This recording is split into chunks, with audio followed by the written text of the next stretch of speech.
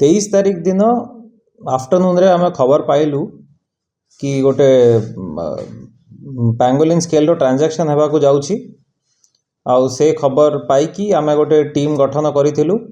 आउ से टीम संध्या 8टा पाखापाखि जुनापानी एरिया रे जिते बड़े से ट्रांजैक्शन होउथला लेन देन होउथला पैंगोलिन बज्रकाप्तार तार सरकातीर से 3 जन को सेठी धरी थिले। आ ता सहित 1.8 kg रो पैंगोलिन स्केल मध्य रिकवर करिथिले।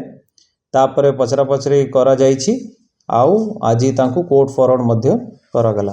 ए ऊपर सीन रिक्रिएशन करा हितला। हाँ आज अराउंड 9टा-10टा बेले क्राइम सीन रिक्रिएशन मध्य करा जाइछि। आउ किछि संपर्क अछंती पडिछंती एबे भी इन्वेस्टिगेशन चालीछि।